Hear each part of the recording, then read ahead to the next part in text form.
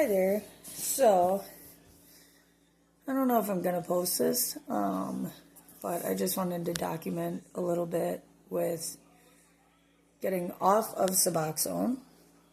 Long story short, I'll give you a little bit of background with me on this medication. I was introduced to pain pills when I was 12, and I took them up until I was 18. Favorite was always morphine. Morphine pills were my jam. And then I changed to heroin at 18 till 21, 21-ish. Excuse me. And then I got into a treatment program, a MAT treatment program for my heroin addiction. It did save my life at the time because I was crazy underweight, crazy addicted to heroin. My life was going downhill. I was homeless for a while. I lived out of a car, couch hopped for a long time, during the heroin part. Yeah, and then I got into a MAT program, and I fully was so excited, and sorry, don't mind the sneezes if they happen.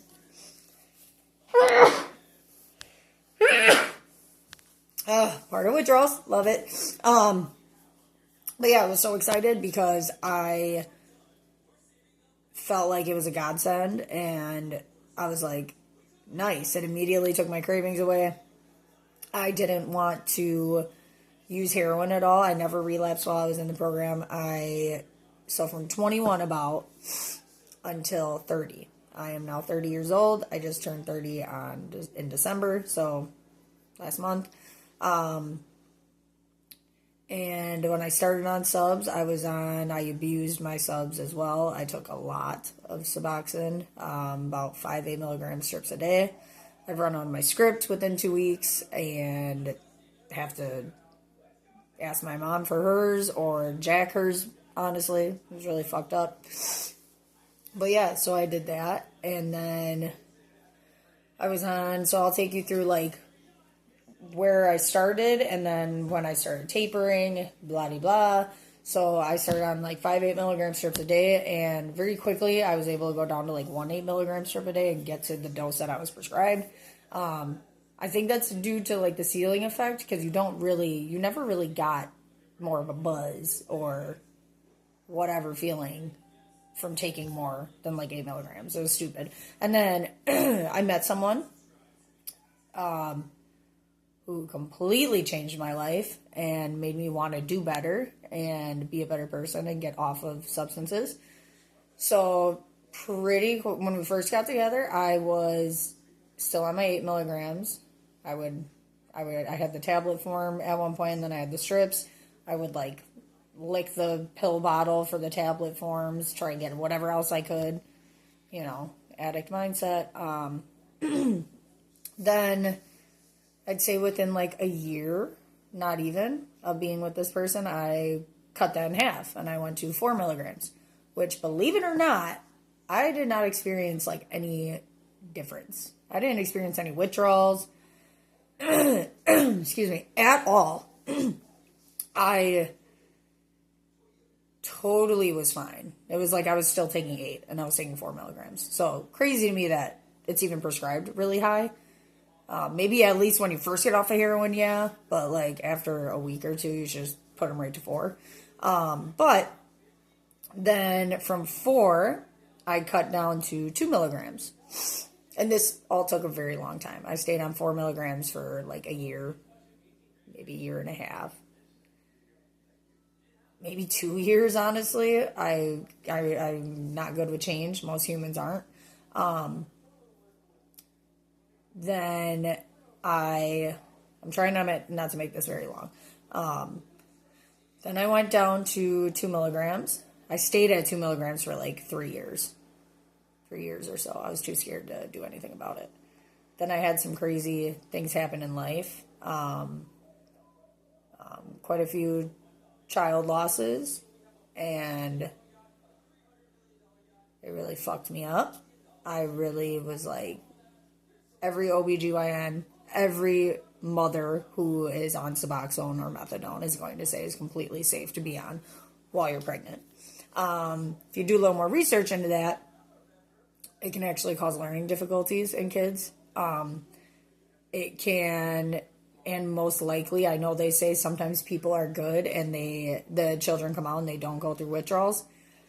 Yes, I'm sure that's possible, but most of the time they come out and your babies will be withdrawing from this medication, because if you get off of it, you're going to be withdrawing. So, of course, a child who has been fed it every day is going to go through withdrawals as well. And there's actually someone that my mom knows that had a child on Suboxone, and this baby has like major heart issues and has been having heart issues since it was born. So that started to really put a fight in me of wanting to get off of this, along with my person, my better half, just motivating me. Because from being an addict from 12 years old, there's absolutely no way anybody, and I would have never thought anybody could make me want to stop this. I loved it. I love being high. It's messed up, but times were different. Life was different. I was a lot more unsettled. I was not in a safe situation. It was very chaotic, so I'm not surprised that I loved it.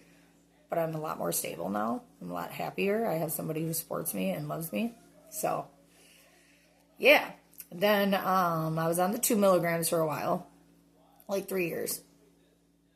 Sorry if I'm messing up my years and stuff. It's been a blur. When you're on Suboxone or methadone, life turns into a blur. Years go by and you don't even realize it. All of a sudden you're 30 and you're like, holy shit, I've been on opiates since I was 12. This is crazy. So then I was on 2 milligrams. Then I finally started, after years of the 2, to taper that down. This is where the process started to go really slow because my body... So sorry, I left this out. When I went from 4 milligrams to 2 milligrams, I did experience withdrawals for like 2-3 weeks. I did while my body was adjusting. It was manageable. I worked through it still. It was hell. I felt like shit. You feel like you have the flu. You're freezing and you're sweating and you're cold. But I was still able to work through it. It wasn't debilitating, I should say. And I work a very high-stress job. So, yeah. Then, once I got down to the 2 and let my body adjust to that, I was very scared to taper that because I went through withdrawals. And I was like, damn, it's only going to get worse. Which it does. It gets harder. The lower you get, your body's adjusting to it. Then from the 2, I cut slivers off. Then I went from 2 milligrams to 1.75 milligrams just by cutting the strip myself. Then I stayed on that for about maybe a month or so. Then I went from 1.75 milligrams to 1.5. Stayed on that for like another month, maybe 2 months. Then I went from 1.5 to 1 pretty quickly. I went from 1.5 to 1 milligram pretty quickly. I had a child loss during this time, so it just fucked me up, and I was like, this is crazy. You just go through those thoughts of like, I'm doing this. I'm the reason that we're losing children. So, yeah, then I went to 1.5 milligrams, and from 1.5 I went to 1 within like a week, which is crazy because that's really fast, but whatever, I did it. So I went from 1.5 to 1 milligram, then I went from 1 milligram, I stayed on that for about a week and a half, then I went from 1 milligram to 0.75 milligrams.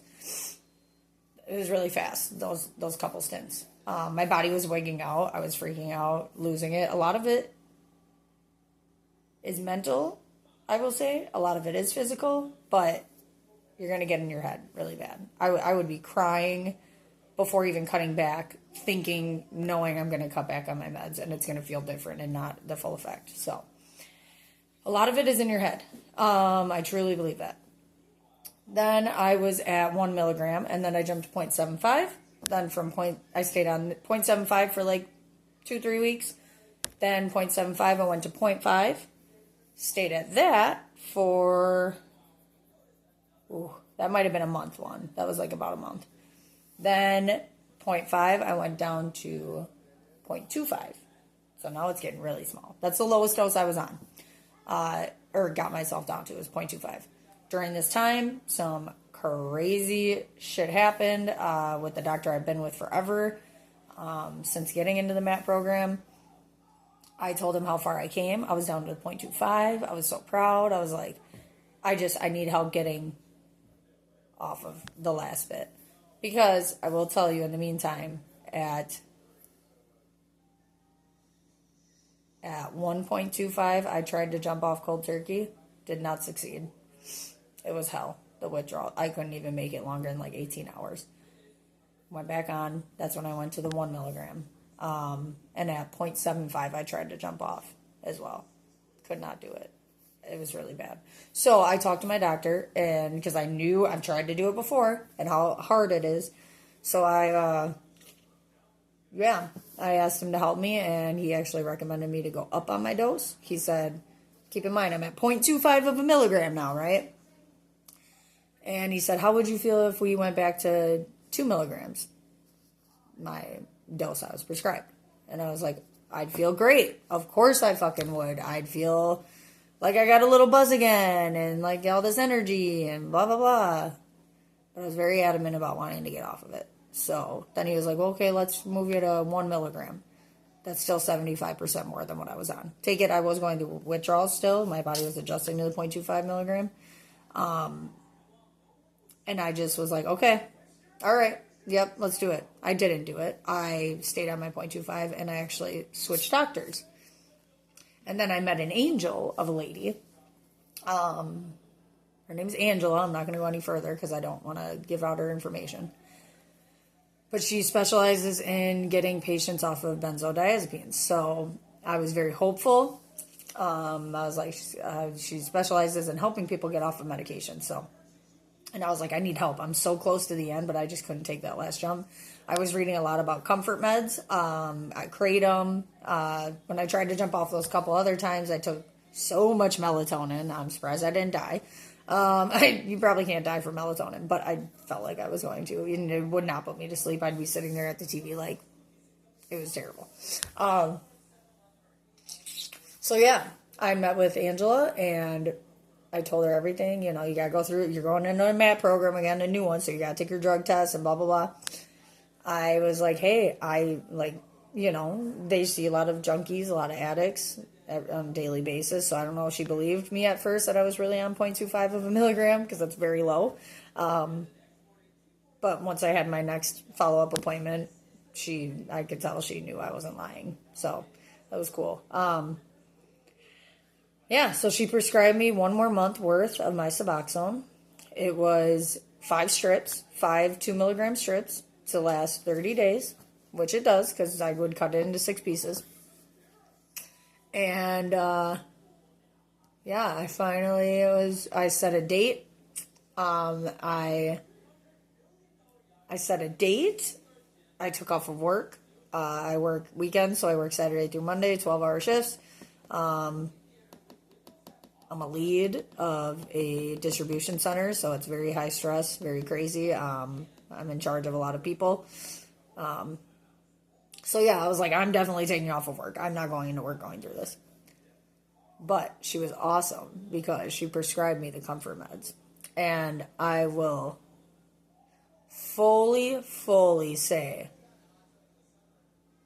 that these are a game changer when you are getting off of opiates.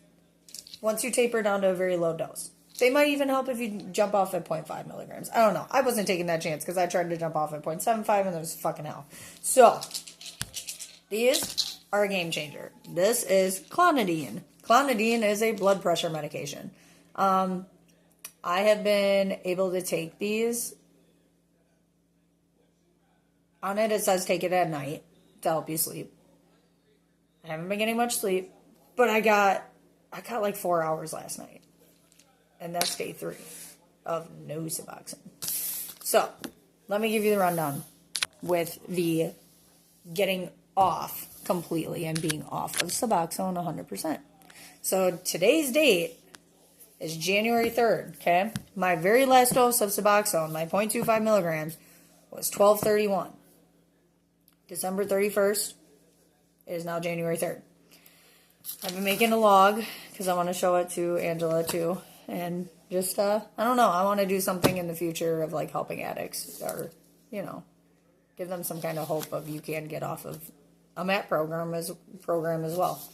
So yeah, the first day after I took my 0.25 milligrams at 12:30 p.m. The next day, so I was fine that day, right? It's a Wednesday.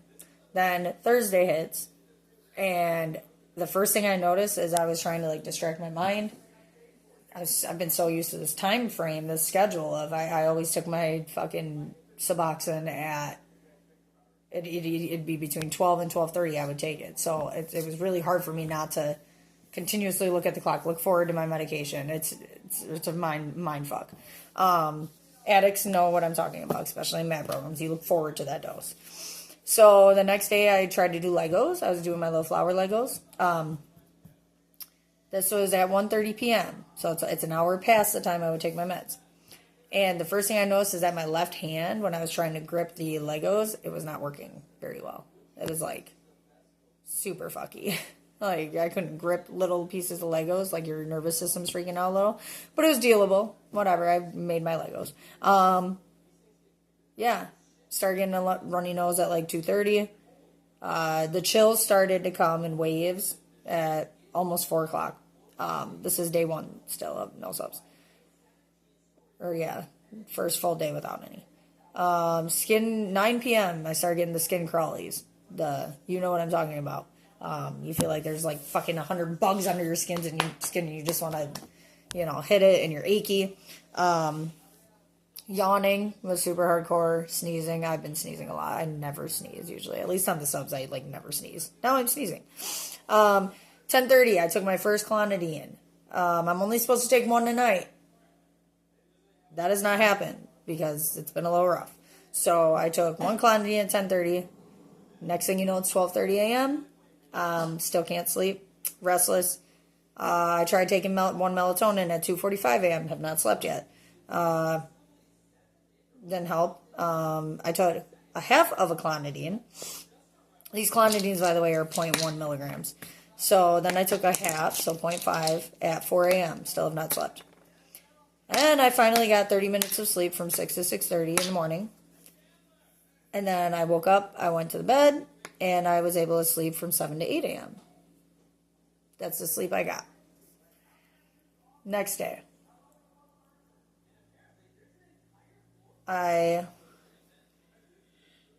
So yeah, now it's January 2nd. I tossed and turned from 8 to 9:20. Trying to sleep more, but I couldn't. So then 9:30 I left the room. I was feeling okay. I was like, okay, I feel pretty good. I'm okay. Woozy a little bit, probably from the clonidine and lack of sleep. No skin crawlies though. 11:43, still feeling goodish. Little hard to breathe. Anxiety was starting to creep in.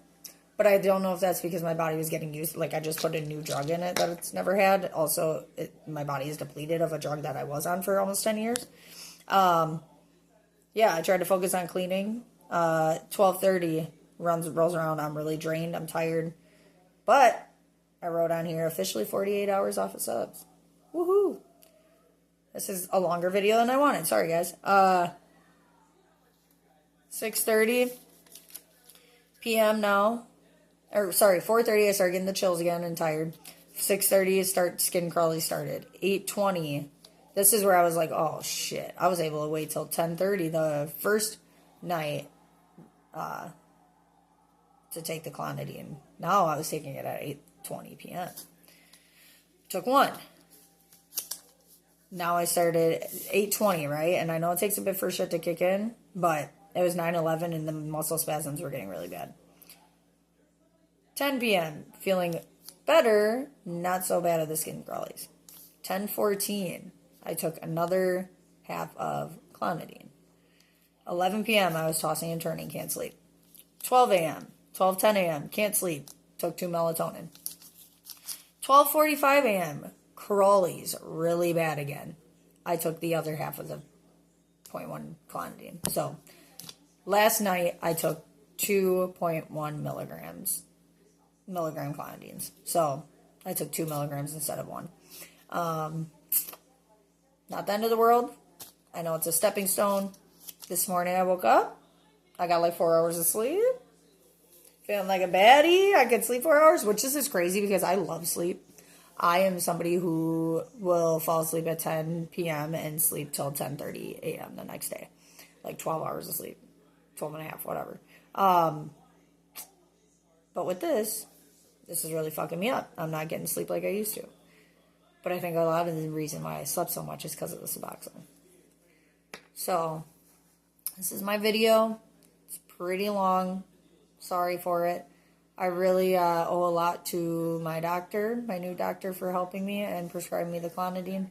I'm glad I went this route instead of kratom. I was totally going to try kratom, but I don't like the idea that it's an opiate. The whole point is I'm trying to get off of opiates. This is a blood pressure medication, so it's not like an opiate. It's different. But it does lower your heart rate. It does, it basically allows your like blood to pump through your blood vessels easier, and it like does calm you down. So in the mornings I usually feel okay. It's now 11:35 a.m. I've been up for a while. I didn't write anything for today yet. I feel okay. I feel tired, but not as bad as yesterday. I'm going to try to do some stuff to distract my brain. And I just really hope that if I post this video, if I decide to, that it'll help someone. Especially any of my fellow addicts who've been stuck on this opiate train for a long time. It's possible to recover. And it's possible to truly recover. Because I was somebody who said I was clean while being on Suboxone. Until the last, like, year of being on it. And I'm like, you know what? I'm not fucking clean. Because, yes, I am not on heroin or pain pills. But I'm just on a legally prescribed opiate. It's an opiate. And as much as people want to act like it doesn't get you high or it doesn't give you any... Yes, it does. It does. I've been on it for so long, and you would think that my tolerance would be just fucking crazy to where it wouldn't do shit for me. Yes, it did just make me feel like normal, but the normal that I was used to, because I was on Suboxone. You don't have to be stuck on it for life. You really don't. They say MAT programs usually are long-term, you're lifers. But what if some shit goes down, and they cut you, and you're on fucking 8 milligrams? You are going to feel like you're dying. You will end up in the hospital from the withdrawals. I almost took myself into the hospital from the 0.75 milligram jump off. I believe I tried at 0.5 too. And almost took myself to the hospital because I thought I was going to die. So, not saying that'll happen. You know, people like their money. People make money off of getting you on this stuff and keeping you on it. Also found out, real quick, note, Suboxone. I don't know about methadone. I never was on methadone, but I know liquid handcuffs, I heard it's even harder than Suboxone, and that's props to anybody getting off of that, because subs are hard enough. Yeah, that's what I was going to say. I found out that you are not supposed to be on Suboxone for longer than 6 months to a year. That's when you should be done. So, if your doctor's keeping you on them, and I know you're probably loving that it's easy to get your script, be careful. Don't stay on it forever, because it's a battle. I'm learning to deal with feelings again, emotions. It's weird because I numbed it out for so many years. But new year, new me. Never been somebody about those resolution things, but this year it's going to be it. And I'm hoping that I'll have a follow-up video with you guys. Anybody who's watching this or wants to watch this, I hope you got some knowledge out of it, or maybe some motivation to help you stop your Suboxone journey or your opiate journey. Because you can be without it. I'm officially almost, in 1 hour, I will be off of subs for 72 hours. That's crazy. I would have never thought that. But I'm hoping I'll have an update someday and I can bring my little baby on here and be like, hey guys, look. This is what it's all about. So, yeah. Love you guys. Wish you nothing but the best. I don't know where everybody stands religiously, but I owe a lot to God. Because I don't think I'd be getting through this the way I am without him. I know I wouldn't. So, that can be another story for another time. I did not always have a relationship with him. But it's, I've been blessed. So yeah, I'm trying to live better. Trying to do better. Trying to be me without a substance. That'd be cool. It is cool. I'm getting to see myself again. But yeah, so love you guys. And I hope you benefit from this video. And I hope that I can help someone. If you have any questions, feel free to comment, ask questions, whatever. I'm so down to respond if you have anything you want to know about. Yeah, take it easy.